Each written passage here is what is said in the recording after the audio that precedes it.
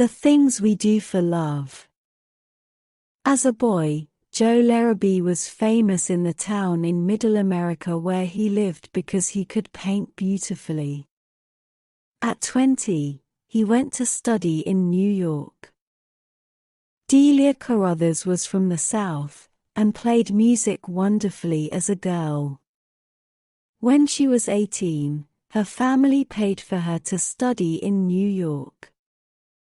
Joe and Delia met one day in the big city, fell in love, and soon after got married.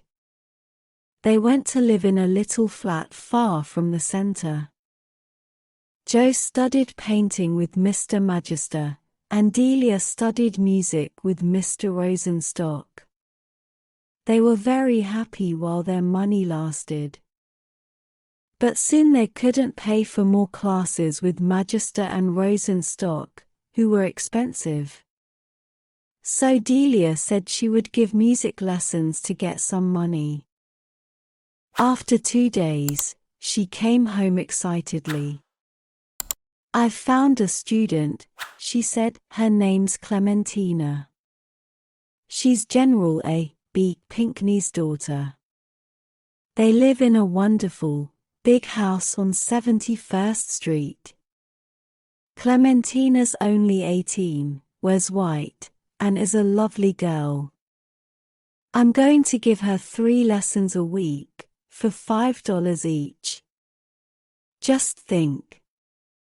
When I get more students, I can go back to Rosenstock." "I can't let you do all the work," said Joe. "I must get a job too, even if it's only selling newspapers in the street."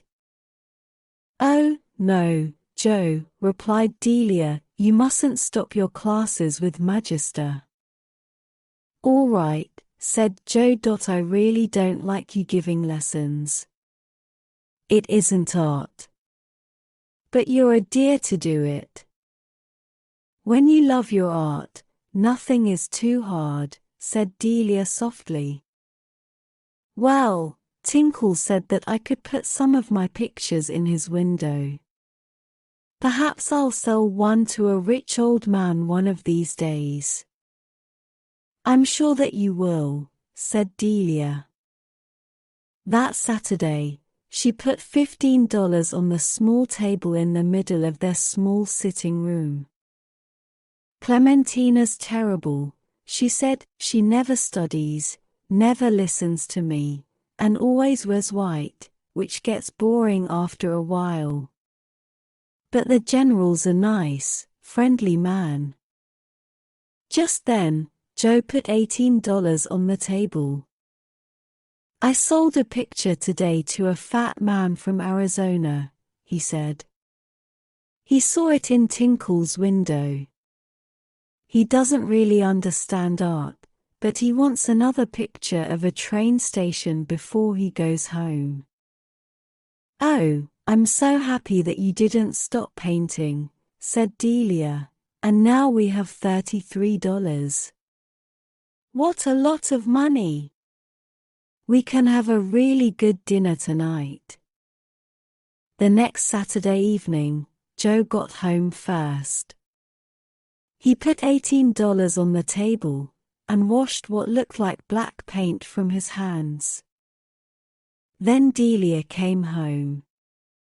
Her hand had some white cloth around it, and her face was dark with worry. "What happened?" asked Joe. "Oh, Clementina wanted a hot cheese sandwich in the middle of her lesson. Strange girl. Unluckily, lots of hot cheese fell onto my hand and hurt it terribly."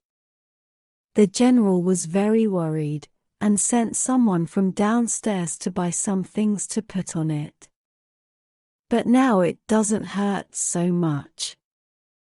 Then she saw Joe's money on the table. "Did you sell another picture?" "Yes, to the man from Arizona." "But what time did you hurt your hand?" "It was 5 o'clock when when the cheese burnt me." Sit down, Delia, said Joe kindly, and tell me where your money really comes from.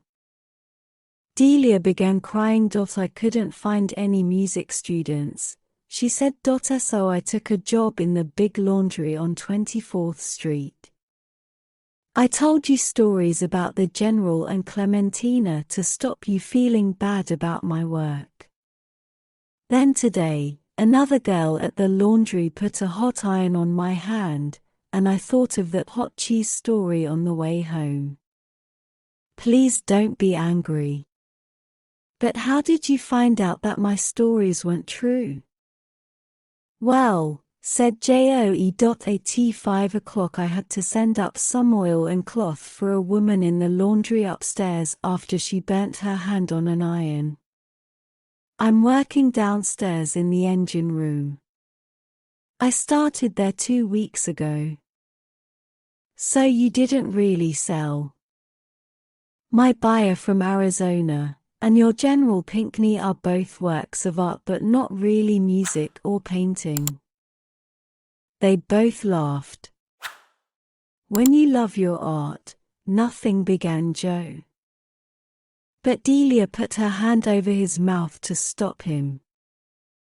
No, she said, it's just when you love.